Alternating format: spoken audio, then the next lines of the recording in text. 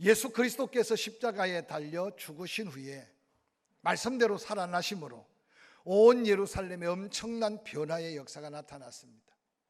그 예수 만난 자마다 변화되고, 또한 약속한 성령을 기도로 기다렸던 자, 성령 충만함을 받은 그들은 이전에 두려워 숨고 도망가던 제자들의 모습이 아니라 담대히 전한 복음은 하루에 때로는 3,000명, 5,000명 영혼들이 물밀듯 구원받는 역사가 바로 예루살렘 교회 초대교회 역사였음을 우리는 사도행전 역사를 바라보며 함께 묵상하고 있습니다. 특별히 지난 시간 사도행전 5장에 예루살렘 교회는 아나니아와 삽비라의 하나님의 진노하심의 심판 앞에 성도들이 보는 가운데 하나님 앞에 예물드리다가 적사하는 순간은 아마 예루살렘 교회 안의 성도들뿐만 아니라 그 소문을 들은 모든 사람들이 크게 두려움에 사로잡혔다고 성경은 기록하고 있습니다. 그들의 두려움은 누가 죽어서의 두려움이 아니라 바로 그들이 믿고 구원받은 성도들의 공동체, 그리스도의 몸을 가진 지체로서의 모임 안에 하나님이 얼마나 강력하게 역사하시는가를 직접 목도하고 난 다음, 그들은 육에 속해 있을 수 없었고 인간적인 생각으로 예배자로, 때로는 봉사자로 하나님 앞에 설 수 없는 거룩한 두려움에 사로잡혔습니다. 성령의 강림하심으로 세워진 초대교회 예루살렘 교회는 그 교회 역사가 초기라 아마 교회 운영에도 미숙함이 많았고, 때로는 교회 조직이나 운영면에도 부족함이 많았을 겁니다. 이러한 여러 가지 문제를 성령의 충만함에 사로잡힌 사도들은 한 가지 한 가지 아마 시정해가며 몸둘 시간 없이, 머리둘 시간 없이, 정신없이 아마 사역의 현장을 누볐을 겁니다. 그런데 생각밖에 큰 어려움을 당하게 된 내용이 오늘 우리가 함께 읽었던 사도행전 6장에 등장하는 내용입니다. 그 성령의 강력한 역사, 복음의 놀라운 능력, 또한 기도하면 기적이 일어나고 안전병이 일어나고 수없는 하나님의 역사가 나타난 그 현장에도 원망의 소리가 터져 나온 겁니다. 함께 읽었던 사도행전 6장 1절은 그렇게 말합니다. 그때 제자가 더 많아졌는데 헬라파 유대인들이 자기들의 과부가 매일의 구제에 빠짐으로 히브리파 사람을 원망하기 시작했다라고 기록합니다. 성도의 수요가 많아집니다. 또한 교회가 계속 부흥됩니다. 그 안에도 그들이 기도하면 성령이 역사하시고, 강력한 성령의 역사는 기도했던 사람들뿐만 아니라 그곳에 함께 있는 사람들까지 느낄 만큼 땅이 흔들리고 엄청난 능력의 역사로 나타났습니다. 그런데 예루살렘 교회 최초의 문제는 바로 드린 예물들을 나누어 구제하는 일에 문제가 생긴 상황입니다. 놀라운 성령의 역사 가운데도 일어난 이 문제의 원인은 헬라파 유대인들이 자기들의 과부들이 매일 구제받는 일에 그 이름이 빠짐으로 당시에 아마 예루살렘 교회의 중요한 직책을 감당하며 교회를 섬겼던 히브리파 사람들을 향해 원망함으로 비롯된 사건입니다. 그러면 헬라파 유대인이란 뭐냐? 구약시대 이스라엘이 이방인들의 공격을 받아 하나님의 약속의 땅에서 때로는 쫓겨나거나 때로는 디아스포로, 그 땅을 떠나간 많은 유대인들이 이방인의 땅에서 살게 되었습니다. 그들 중에 때때로는 하나님이 우리를 버렸다, 우리도 하나님을 버린다. 그래서 세상 속에 살아가면서 이방 문화를 취하고 이방인들이 살아가는 삶의 그 헬라 문화 속에 깊숙이 빠져들었습니다. 그런데 예루살렘에 일어났던 이런 놀라운 복음의 역사를 듣고 그들이 다시 본토로 돌아온 거죠. 그래서 예루살렘 교회에 뒤늦게 등록하고 예루살렘 교회 성도가 된 사람들, 그들을 가르쳐 헬라파 유대인들이라고 초대교회에 소개하고 있습니다. 그러면 성경에 소개하는 히브리파 사람은 누굴까요? 그 당시에는 아마 아람 말을 많이 사용하고 있는 유대인들로서 예루살렘과 그 유대 지역 본토박이 성도들이라고 생각하면 됩니다. 핍박과 환난을 경험하고 겪었습니다. 그리고 예수 그리스도의 십자가의 사건과 부활 사건을 직접 목도한 많은 사람들일 겁니다. 그래서 교회 안에 이 흩어져 지나다가 객지에 돌아온 사람과 고난과 역경을 함께 겪으며 그곳에 있었던 성도들 간에 서로 여러 가지 의사소통이 잘 되지 않은 것 같습니다. 그런데 성령이 충만하니까 많은 구제 헌금, 많은 선교 헌금들이 물밀듯 몰려와서 어느 날 예루살렘 교회 사도들이 그것을 나누어 주는 일에 정신을 차릴 수 없었다고 한번 생각해 보시길 바랍니다. 그러니 당연히 어려운 사람을 도와주는데, 그들 가까이 이웃이와 함께 살았던 히브리파 과부들은 빠짐없이 매일 그 이름을 기록하고 구제하는데, 객지에서 나가 살다 들어온 헬라파 유대인들은 자꾸만 이름이 빠진 거예요. 원망하기에 이르를 정도니까 아마 몇 번 시행착오도 있고 몇 번 아마 컴플레인해서 아마 다시 문제를 회복하고 했겠지만, 그게 너무 심해지니까 그게 교회 안에 문제가 대두되게 되었습니다. 중요한 건 이 원망하는 두 부류의 사람들이 다 부활하신 예수 그리스도를 믿는 사람들이라는 사실이 오늘날 중요합니다. 아니, 예루살렘 교회 안에 일어난 사실이라는 사실을 우리가 유의하여 보면서, 이 말씀은 한 교회의 이야기가 아니라 우리 개인과 가정, 때로는 우리가 함께 공동체를 이루는 우리 교회뿐만 아니라 때로는 민족적 교회로 생각하면서 이 말씀을 한번 살펴가면서 우리에게 주시는 말씀이 무언가를 찾아 우리도 다시 한번 이런 상황 속에 우리가 정말 하나님의 은혜를 덧입어가는 믿음의 자세가 어떠해야 되는가를 깨닫는 귀한 시간이 되었으면 좋겠습니다. 교회 안에 서로 함께 지냈지만 히브리파 사람들, 또한 헬라파 유대인들, 그들은 서로 이해할 수 없는 뭔가 벽이 있었습니다. 그리고 편견을 가지고 있었다고 이해하면 이해가 될 겁니다. 보이지 않게 파장이 형성되어 갑니다. 히브리파 유대인들은 자기들 나름대로 헬라파 유대인들을 좀 멸시하지도 않았을까 생각해 볼 수 있습니다. 또한 헬라파 유대인들은 자기들이 부당한 대우를 받고 있다고 피해의식 속에 사로잡혀 있을 수도 있습니다. 이 현상을 그냥 내버려 두면 아마 교회가 헬라파, 히브리파 파장이 생겨서 심각한 위험성까지도 느낀 사도들은 이를 발견하자마자 모든 예루살렘 성도들 함께 모여 함께 회의를 시작합니다. 본문에 보니까 히브리파 사람들이 원망했다는 이 원망의 소리는 단순한 한두 번의 불평이 아니라는 사실을 기억할 수 있는 것은, 이 단어가 출애굽 당시 광야를 걷던 이스라엘 백성들에게 나왔던 원망과 동일한 단어를 쓰고 있다는 겁니다. 출애굽기 16장이나 민수기나 끊임없이 그들은 목이 마르면 원망했습니다. 배가 고파도 원망했습니다. 환경이 조금만 그들 마음에 들지 않으면 원망했습니다. 하나님 인도하시는데 왜 이러냐, 마땅히 누려야 될 어떤 것들 기대감이 들지 않으면, 아니 조금만 힘들면 그들은 원망하고 있었습니다. 오늘날 우리 개인, 가정, 교회를 돌아보면서 우리에게도 자주 이런 원망의 자리가 우리 앞에 다가올 수 있음을 기억하면서, 원망으로 끝나버린다면 우리 인생의 삶에 무슨 희망이 있고 소망이 있겠습니까? 그런 결론적인 이야기지만 예루살렘 교회 그 성령의 폭발적인 역사, 그 강력한 은혜 안에서 원망이 도리어 서로가 서로를 배려하고 자신을 돌아보고, 그리고 새로운 사명을 동역하면서 예루살렘은 원망 가운데 더한 아름다운 하나님의 영광의 열매를 거둘 수 있는 역사를 우리가 보면서 우리의 삶에도 이런 거룩한 축복을 함께 도전하는 저와 여러분이 될 수 있기를 주의 이름으로 간절히 축원합니다.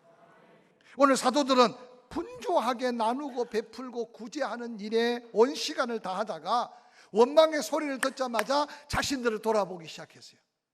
기도하는 일과 말씀을 전하는 일을 우선순위에 제쳐놓고 계속 몰려드는 가난한 사람, 힘든 사람, 어려운 사람들을 섬기고 있는데도 교회 안에는 원망의 소리가 계속 더할 때, 오늘 예루살렘 교회 사도들은 자신들의 우선순위가 잘못된 것을 깨닫기 시작하면서 먼저 자신들부터 자신의 삶을 고쳐나가고 있는 모습이 오늘 본문에 등장하는 아주 중요한 교훈입니다. 사도들이 자신을 돌아보면서 깨달았던 게 뭡니까? 영적으로 우선순위 기도하는 일과 말씀을 묵상하고 전하는 일에 소홀히 하고 있는 자신들을 발견하면서 자신들이 하지 않아도 되고 누군가 할 수 있는 일인 것을 그때서야 깨닫기 시작했어요. 원망의 소리를 들으면서 히브리파, 헬라파가 서로 파당을 짓고 있는 그 심각한 위기 앞에서 성장하여 일들은 많아지고 예루살렘 교회가 어려워서가 아니에요. 구제 헌금이 넘쳐나고 그것을 선하게 나누어 주고 있었으나 그 원망의 자리에서 깨달은 것은 여러 가지 일을 은사대로 나누어 할 때가 되었다는 하나님의 음성을 사도들은 깨달았던 것 같아요. 이를 깨닫고 사도들은 동력을 위한 성령과 지혜가 충만하고 칭찬받는 사람을 택하여 온 교회가 택한 그들을 기도하여 안수하여 새로운 하나님의 역사 앞에 도전하는 이 아름다움이 저와 우리 교회 다시 한번 도전할 거룩한 믿음의 새 역사에 도전이 될 수 있기를 주의 이름으로 간절히 축원합니다. 오늘 사도행전 본문 6장 2절은 그렇게 이어갑니다. 12사도가 모든 제자들을 불러 이르되 우리가 하나님의 말씀을 제쳐놓고 접대하는 일을 일삼는 것이 마땅하지 아니하니 형제들아 너희 가운데 성령과 지혜가 충만하여 칭찬받는 사람 7을 택하라. 우리가 이 일을 그들에게 맡기고 우리는 오로지 기도하는 일과 말씀 사역에 힘쓰리라 라고 말씀합니다. 사랑하는 성도 여러분, 오늘 이 사도들이 깨달으며 기도하는 일과 말씀 사역에 힘쓴다는 것은 하나님의 교회에 사도들이 감당해야 될 영적 우선순위는 하나님의 말씀으로 사랑하는 성도들에게 믿음이 자라게 하고 기도해서 하늘의 능력으로 심령을 깨우고 삶의 하늘문을 열어가며 신령한 역사를 이루어야 될 게 사도들에게 우선적 일이었다는 사실을 그들이 깨닫기 시작한 거예요. 뿐만 아니라 사도행전 6장에는 초대교회가 이러한 일꾼의 동역자를 세우게 되는 최초의 아름다운 모습을 보여주고 있습니다. 사도들은 이제 기도하는 일과 말씀 전하는 일의 우선순위를 다시 회복할 때 그들이 분주하게 움직였던 구제하는 일, 나누고 베푸는 일을 이제 교회 안에 신실한 일꾼들을 세워 함께 동역하기를 원했던 이 거룩함이 포항침례교회가 하나님을 섬겨가는 아름다운 위원회 제도요, 장로님들과 함께 협력하는 동역이라는 사실을 믿으시기를 주의 이름으로 간절히 축원합니다. 오늘 본문 사도행전 6장 2절에 11사도가 모든 제자를 불러 우리 하나님의 말씀을 제쳐놓고 접대하는 접대를 일삼은 것이 마땅하지 아니했다. 형제들아 이제 너희 가운데 이 구제하고 나누는 일을 함께 동역하기 위해 성령과 지혜가 충만하며 칭찬받는 사람 7을 택하라. 우리가 이 일을 그들에게 맡기고 우리는 오로지 기도하는 일과 말씀 사역에 힘쓰리라. 사랑하는 성도 여러분, 이 고백은 예루살렘 교회가 문제 해결을 통해 원망의 엄청난 위기 속에 하나님의 새로운 축복으로 이어가는 축복의 디딤돌이 되었다는 사실을 기억하시길 바랍니다. 늘 강조하지만 문제는 문제로 끝나면 안 돼요. 문제 속에 하나님의 은혜를 발견해야 되고 고난은 고난으로 끝나면 안 되는데요, 고난 가운데 숨겨져 있는 영광을 발견할 수 있어야 돼요. 할렐루야. 손해는 손해로 끝나면 안 돼요. 하나님의 그 손해 속에 더한 축복을 발견하는 게 믿음임을 잊지 않으시기를 주의 이름으로 간절히 축원합니다. 근데 믿음 없는 사람은 조금만 어려우면 포기부터 해요. 조금만 힘들면 낙심부터 해요. 조금만 이상한 소리 들리면 마음부터 상해요. 이건 믿음이 아니에요. 믿음의 사람은 문제를 해결해서 하나님의 영광으로 이어가는 게 믿음인 줄 믿으시기를 주의 이름으로 간절히 축원합니다. 오늘 이 문제, 원망의 문제 속에 사도들은 깨달았어요. 우리가 혼자 할 수 있고 내가 할 일이 아니구나, 함께 해야 되구나. 그래서 오늘 성경에 보니까 성령과 지혜가 충만하고 칭찬받는 사람 7을 선택했어요. 이게 이 땅에 최초로 하나님의 교회 동역한 일꾼을 세우는 장면입니다. 얼마나 놀라운 사건인지 몰라요. 오늘 본문에 세운 일꾼들은 성경에는 집사라고 기록하고 있어요. 이 집사라는 말은 구제라는 말과 같은 뜻으로 사용되고 있어요. 헬라어로는 디아코니아라는 말로 쓰여졌는데 이 말은 봉사, 섬기는 일로 기록하고 있어요. 예루살렘 교회를 섬기는 사도들은 7명에게 이 귀한 일꾼으로 함께 동역할 아름다운 동역자를 찾기 시작합니다. 오늘 이 본문에는 첫 번째 교회에 사도들과 함께 동역해서 교회를 더 아름답게 성장하기 위해 세운 일꾼들의 자격과 기준을 소개하고 있어요. 이것은 굳이 예루살렘 교회 7명의 집사를 세우는 자격과 기준이라기보다는 예수 믿고 구원받은 모든 성도들이 하나님 앞에 이런 사명 맡은 일꾼이라면 이런 기본적인 자격의 요소를 갖추고 예수 믿어야 세상에 손가락질 받지 아니하고, 할렐루야, 짓밟히는 맛을 잃은 소금이 되지 아니한다는 사실을 기억하시기를 바랍니다. 오늘 첫 번째 소개하는 자격은 뭡니까? 성령에 충만한 사람이어야 한다. 성령 충만한 사람이어야 한다.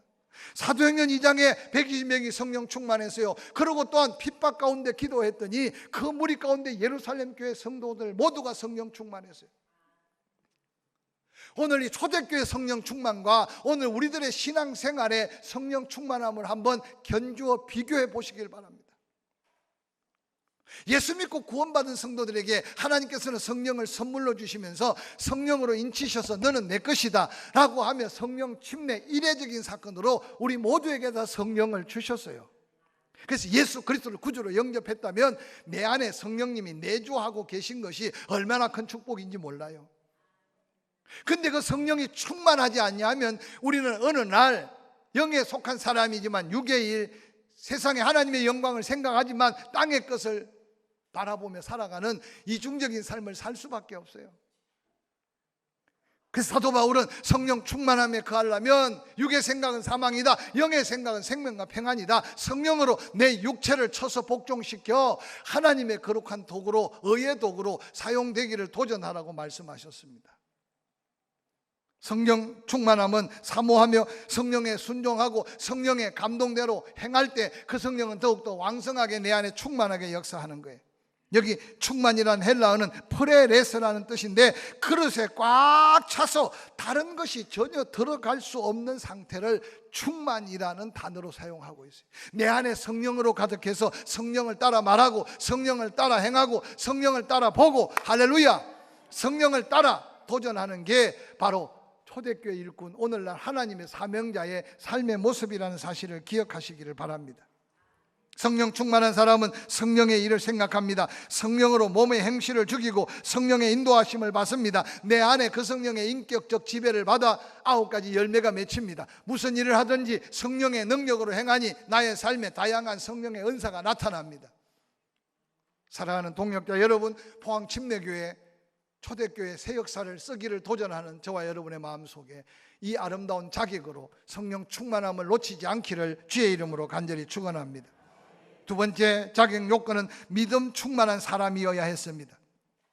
믿음 충만한 사람, 믿음은 바로 우리가 선물로 받은 그 믿음을 이야기하는 건 아닙니다. 예수 그리스도를 구주로 영접할 때 주어진 믿음은 은사로서 준 믿음이 아니라 구원의 은혜, 하나님의 선물. 그래서 그 믿음 위에 은사적 믿음, 능력 행하는 믿음, 확신 있는 믿음, 히브리서 11장에 말하듯이 보이지 않지만 보고 들리지 않지만 듣고 하나님의 뜻을 향해 도전하는 이 믿음이 무장되어야 하나님의 사람들에게 거룩한 도전의 역사가 있다는 겁니다. 할렐루야. 그런데 현대 그리스도인들이 구원은 받았어요, 침례는 받았어요, 교회 직분은 있어요. 그런데 믿음의 확신과 능력이 없어요. 끊임없이 세상 방법대로 계산하고 땅의 생각대로 생각하고 그러다가 오해하고 그러다가 지치고 그러다가 낙심하고. 믿음의 사람은 낙심하지 않습니다. 믿음의 사람은 실망하지 않습니다. 믿음의 사람은 어떤 어려움이 있어도 인내하며 견디고 그 인내를 이룰 때 온전하여 부족함이 없는 하나님의 영광을 맛보게 됩니다. 오늘 이 믿음으로 우리가 주 앞에 서야 돼요.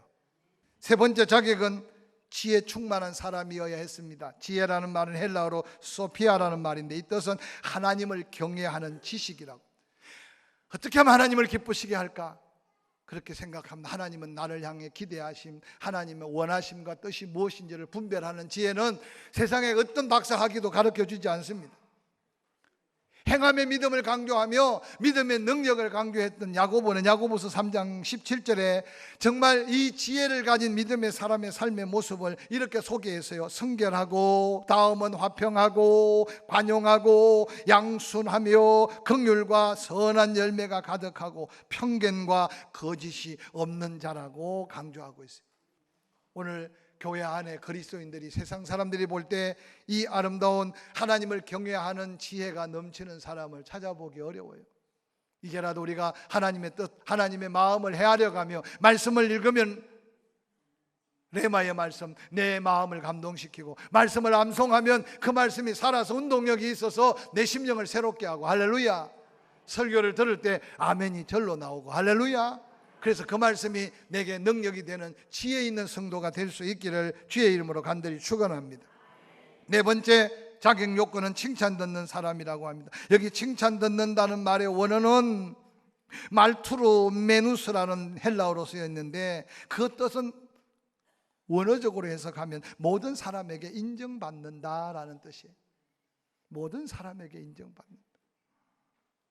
오늘날 교회 안에 세상 밖에 여러분 얼마나 우리가 인정받고 있는지를 한번 생각해 보시기를 바랍니다. 그래서 저를 위해서 늘 기도할 때 이 지역에 있으니까 이 지역을 섬기고 다양한 연합회 활동을 할 때 손가락질 받지 않도록, 할렐루야. 그리고 우리 모두가 다 어느 곳에 있든지 포항침례교회 장로로서, 포항침례교회 권사로서, 포항침례교회 성도로서 교회 간판까지 이제 붙여가지고 여기 있는 교회가 포항침례교회인지 천년만이 다 알게 됐는데, 이곳을 드나들 때 당당하게 드나드는 믿음에 인정받는 저와 여러분이 될 수 있기를 주의 이름으로 간절히 축원합니다. 사랑하는 성도 여러분, 이렇게 세움받은 7명의 그 동역자들과 사도들이 함께 사역한 후에 예루살렘 교회는 원망을 잠재우고 다시 심기일전하여 예루살렘 교회가 얼마나 아름다운 새로운 부흥의 역사를 이루었는지 함께 다 읽어볼까요? 사도행전 6장 7절 말씀이에요. 함께 읽어봅니다. 사도행전 6장 7절 함께 했습니다. 시작. 하나님의 말씀이 점점 왕성하여 예루살렘에 있는 제자의 수가 더 심히 많아지고 허다한 제사장의 무리도 이 도에 복종하니라. 우리가 읽을 때 그냥 한 줄 성경이지만요, 그 원망과 그 아픔과 그 힘든 과정들은 아주 힘들었을 거예요. 그러나 그 결과는 너무 아름답기 때문에 오늘 이 말씀을 통해 우리를 깨우고 한국 교회를 깨우고 있지 않는가 생각합니다. 죄송하지만 교단마다 평안한 교단이 없어요. 크든 작든 교회가 하나님의 나라를 맛보는 교회가 얼마나 되겠습니까? 그러므로 이 거룩한 일에 우리 한 사람 한 사람이 하나님이 보실 때 인정받을 만한 일꾼의 자격을 갖추고 성령 충만함에, 믿음 충만함에, 지혜 충만함에, 인정받고 칭찬받음에, 할렐루야. 그래서 당당한 그리스도인으로 설 수 있기를 주의 이름으로 간절히 축원합니다. 오늘 새로운 변화의 역사는 특근제로 온 교회에 큰 기쁨이 임했습니다. 조금 전까지 원망했어요. 양패가 나누어질 뻔했어요. 그런데 사도행전 6장 5절에 보니까 사도들이 자신의 잘못된 부분들을 생각하며 우리가 잘못했다, 기도하고 말씀 전하는 일에 열심을 다해야 되는데 이거 구제하고 나누는 일도 주의 일이지만 이 일 하다가 우리가 지금 뭔가 착오를 했다. 그런데 사도들이 그렇게 자신의 잘못을 인정하니까 성경에 뭐라 그랬어요? 이 말을 듣고 온 교회가 기뻐했대요. 원망과 기쁨은요, 좀 이상한 표현인데 한 끗 차이인 것 같아. 잘못 뒤집혀가지고 원망하다가 불평하다가 여러분 큰 고통 가운데 빠지지 말고 원망거리까지도 기쁨으로 바꾸는 것이 하나님의 사람인 줄 믿으시기를 주의 이름으로 간절히 축원합니다. 그래서 오늘부터 여러분 주변에 문제가 발견되고 원망거리가 발견되고 때로는 힘든 일이 발견되면 그때 이 말씀 기억하세요. 뿐만 아니라 오늘 뭐라 그랬습니까? 말씀에 놀라운 역사가 나타납니다. 하나님의 말씀이 점점 왕성해졌다. 이 말은 말씀이 부흥됐다는 거예요. 말씀에 충만한 은혜가 넘쳐났다는 거예요. 사도들이 다시 말씀이 회복되기 시작했어요. 할렐루야. 왜냐? 기도하고 말씀 전하는데 온 마음을 다하니까 사도들의 설교가 달라진 거예요. 사도들의 말씀이 능력이 있어진 거예요. 여러분, 더한 은혜를 사모하고 생수의 강이 계속 강단에서 터져 나올 수 있기를 주의 이름으로 축원합니다. 그렇게 말씀 받는 그들에게 놀라운 역사가 나타났는데 예루살렘의 제자의 수가 지난번에는 많아졌는데 이제는 더 심히 많아졌어. 더 심히 많아져야 될 자리가 여기 있어요. 여러분, 거룩한 도전 앞에 지금 주저앉아 있지 마시고 얼마 남지 않았어요. 하나님이 이 일을 통해, 이런 계획을 통해, 혹시 이런 간증자를 통해, 나의 기도를 통해 그 영혼이 구원받을 줄 믿고 한번 도전해 보자고 말. 할렐루야. 마지막으로 뭐라고 말합니까? 더 나아가서 도저히 불가능한 허다한 제사장의 무리들까지 복음 앞에 복종했다. 이 말은 굉장히 여러분 그냥 우리 한 줄 읽어갈 말이 아니에요. 그들이 모여서 예수를 십자가에 못 박았던 앞잡이들이었어요. 도저히 예수 믿을 자가 아니에요. 그런데 이 강력한 변화, 원망까지도 은혜가 되게 하는 그 자리에 믿을 수 없는 허다한 제사장들, 그들이 예수께로 돌아왔어요. 믿으시면 아멘. 하루하루 한 주간 한 주간 이 예루살렘 교회 아름다운 역사가 여러분의 삶의 간증과 포항침례교의 새로운 역사를 이어가는 거룩한 축복이 되기를 주의 이름으로 간절히 축원합니다.